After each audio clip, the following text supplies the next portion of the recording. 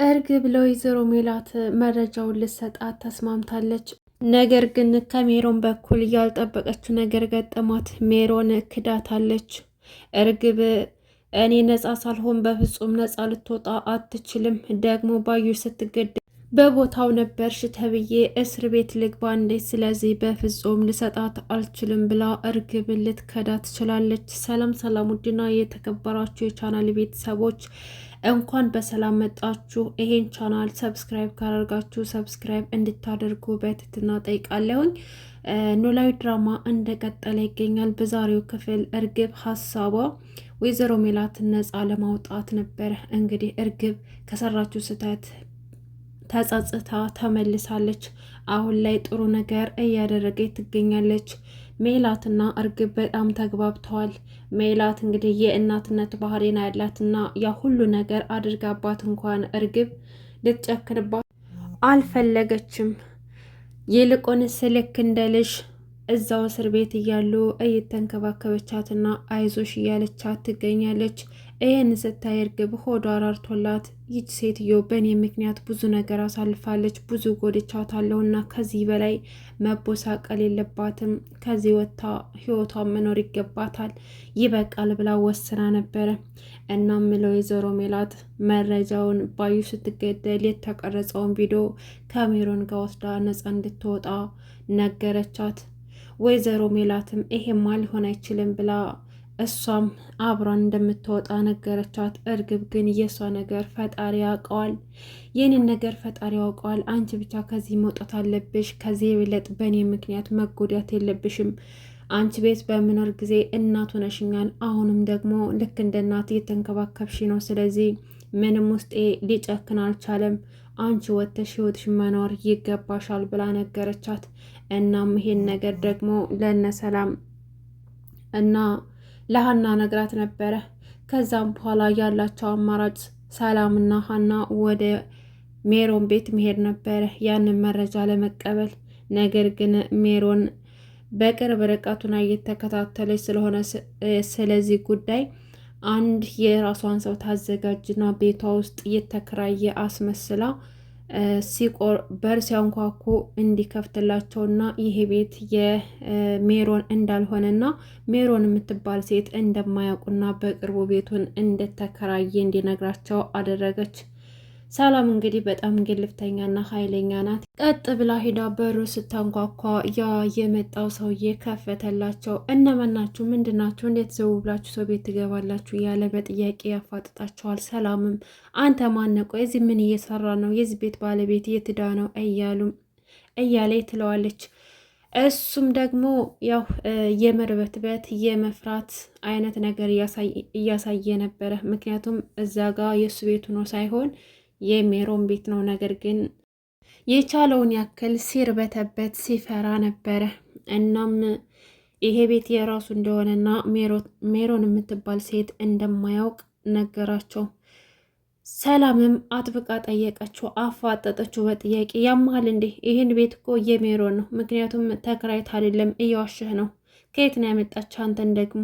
እና ሁሉም እኮ እንደነበረ ነው። ስለዚህ ሜሮን የት ናት ያለችው ብላ ሰላም ትጠይቀዋለች። ሀና ደግሞ ታይ ሰላም እየተሳስተሽ እንዳይሆን ብትላትም አይ በፍጹም አልተሳሳትኩም፣ ቤቱ እኮ ምንም የተቀየረ ነገር የለም ስትላት አዎ እስከነቃው ነው የተከራዩት። ስለዚህ ቤት የለቃችሁ ልኝውጡ። ምን አይነት ነገር ነው? እንዴት ያለ ፍቃድ የሰው ቤት ዘው ብላችሁ ትገባላችሁ? ብሎ ገፈተራቸውና በሩን ይዘጋባቸዋል። ከዛም በኋላ እንግዲህ ያው ሜሮንን ሳያገኟት ወደ ቤታቸው ይመለሳሉ። ሚናሴ ደግሞ ሲጠይቃቸው ሜሮን ጋር እንደሄዱ ሲያቅ በጣም ተቆጣ። ለምንድን ሄዳችሁት ብሎ ሲጠይቃቸው የሆነ መረጃ ሊቀበሉ እንደሚፈልጉና ያው እርግብ መረጃ ሜሮን ጋር አለ ብላ ነግራት ለማየ ያንን መረጃ ለመቀበል ነበር ይሄር ነው ብለው ሲነግሩት ሚናሴ እንግዲህ በጣም አዘነ። ምክንያቱም እሱ ስለሚያመው ሁሉን ነገር ለሱ አይነግሩትም። በድንጋጤ ወይ በድካም ይታመማል ብለው ስለሚፈሩ ያ ነገር ደግሞ እሱ እያመመው ነው። እኔ ወንድ ልጅ ሁኜ እናንተ ሴቶች ብቻችሁን እየሄዳችሁ እየተጋፈጣችሁ እኔ ደካማ ወንድ ስለሆንኩኝ ነው ይሄ ሁሉ ነገር የምታደርጉት፣ እኔ ስለሚያመኝ ነው አይደለ ብሎ አዘነ። ግን እንደምንም ብላ ሰላም ታረጋጋዋለች። ምክንያቱም ሰላም በቃ ወንድሟንም ተወደዋለች በጣም ሀናንም ተወዳታለች። አሁን እዚህ ጋር ደግሞ እንግዲህ ሀና ከእዝራ ጋር ናት ያለችው። ነገር ግን ከደሴ ደግሞ ኤልያስ መጥቷል። ጽዮን በነገረችው መሰረት ና ብላ በጠራችው መሰረት መጥቶ ነግረዋለች። ሀናና እዝራ ሊጋቡ እንደሆነና በቃ የቻለውን ያክል ማድረግ እንዳለበት ነገረችው። ኤልያስ ደግሞ ሀና ከፈለገችው ፍላጎቷን መንሳት እንደማይፈልግ ራሱን አሳምኖታል። በሰማው ነገር እጅጉን ቢያዝንም ነገር ግን መብቷን ሊጋፋት አልፈለገም። ሀናን ስለሚያፈቅራት ተጎድቷል። ነገር ግን ምንም ማድረግ አልቻለም። እንኳን ኤልያስ ቀርቶ ጆሮም አዝኖ ይኸው የጎዳና ህይወት እየኖረ ነው በሀና ምክንያት። ሀና ግን በጣም ፈዘል በጣም ታናድዳለች እውነት ለመናገር። እናም ሀናና እዝራ እንግዲህ ፍቅራቸውን እያጣጣሙ ይገኙ ነበር። ነገር ግን ጽዮን ሰላም ልትሰጣቸው አልቻለችም። ግን ደግሞ ጽዮን እያደረገችው ያለችው ለማንም አስባ ሳይሆን ለራሷ ነው። ሀና ደግሞ ውሳኔ የላትም። አንዴ ወደዚያ አንዴ ወደዚህ ትላለች። አንዴ እዝራን እወደዋለሁ ትላለች።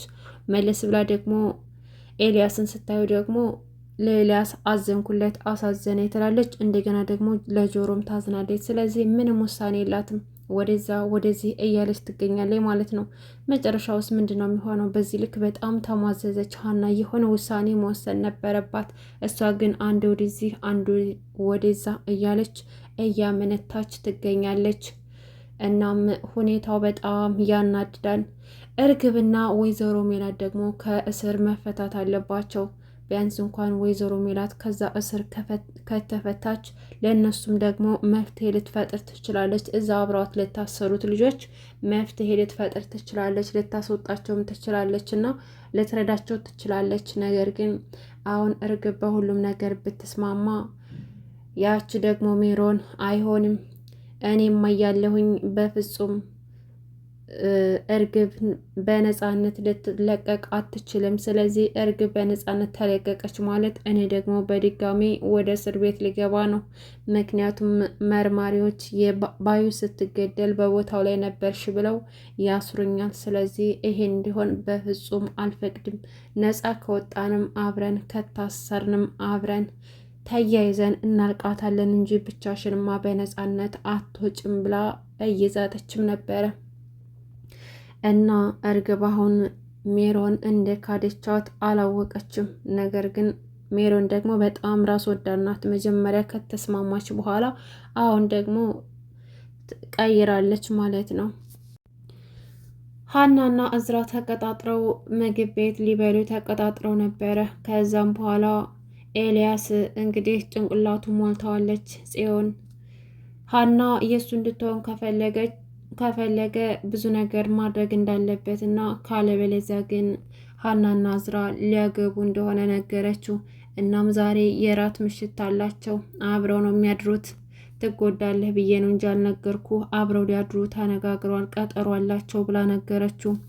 ሀናና እዝራ እዛ ተገናኝተው ወሬ እያወሩ ባለ ሰዓት ምግብ አዘው ገና ሳይበሉ ቁጭ እንዳሉ ኤልያስ ይደውልባታል። ለአንድና ለመጨረሻ ጊዜ ሊያገኛት እንደሚፈልግና ግን ዛሬ በተለይ ደግሞ አሁኑኑ መታ የማታገኘው ከሆነ በህይወት እንደማታገኘው ነገራት። ሀናም በጣም ደነገጠች። በስልክ ነበር ያወራት። እንደ ኤልያስ ተረጋጋ፣ ምን እያልክ ነው? አሁን እኮ ሰው ጋር ነኝ ያለው፣ ስለዚህ እንዴት ልመጣ እችላለሁ? አሁን አይመቸኝም፣ በቃ በኋላ እንገናኝ ወይ ደግሞ ነገ እንገናኝ ብላ ብትለውም እሱ ግን በፍጹም ሊሆን አይችልም፣ ከቻልሽ አሁኑ መተሽ እንድታገኘኝ፣ ካልበለዚያ ግን መቼም አታገኘኝም ብሎ ነገራት። ከዛም በኋላ ሀና በጣም ስለደነገጠች ተነስታ ሮጣ ወደ ኤልያስ ጋር ትሄዳለች ማለት ነው። እዝራ ደግሞ ምን ተፈጠረ? ቆይ ይሄ ደግሞ ኤልያስ ማን ነው? ማን ሊሆን ይችላል? ምን ነግሯት ነው በዚህ ልክ ደንግጣ ሄደችው? ምን ብሏት ይሆን? ምን አጋጠማት? እያለ እዝራ ግራ ገብቶት ነበርና ተነስቶ እሱም ለአስተናጋጆች ምግቡን እንዲተውትና ሂሳብ ውሰዱ ብሎ ነገራቸውና እሱም ተከትሏት ይወጣል። ከዛስ በኋላ ሀና ምን ልታደርግ ነው? ከኤልያስ ጋር ተገናኘች። ከዛስ በኋላ ምንድን ነው ውሳኔዋ? ከማንኛው ልትሆን ነው? እሷም ግራ ገብቷት እኛንም ግራ አጋባችን በጣም አንዴ ወደዚያ አንዴ ወደዚህ ነው የምትለው እና ምንም ውሳኔ የላትም። እና ሌላው ደግሞ አቶ ኖላዊና ፋኖሴ አብረው መሆን ይኖርባቸዋል። ምክንያቱም በጣም ደስ የሚሉ ጥንዶች ይወጣቸዋል። ሁለቶችም ብቸኛ ናቸው። አንዳቸው ለአንዳቸው አስፈላጊ ናቸው ብዬ አምናለሁ። ስለዚህ የሀና አባት አቶ ኖላዊ እና ፋኖሴ መጋባት አለባቸው። ቢጋቡ የእኛም ደስታ ነው ብዬ ነው ማስበው። ለዛሬ ያስኩላችሁ ኖላዊ ድራማ ይሄን ይመስል ነበር። ውድ ተከታታዮቼ ቻናሌን ሰብስክራይብ በማድረግ አበረታቱኝ። አመሰግናለሁ። መልካም ጊዜ ተመኘውላችሁ።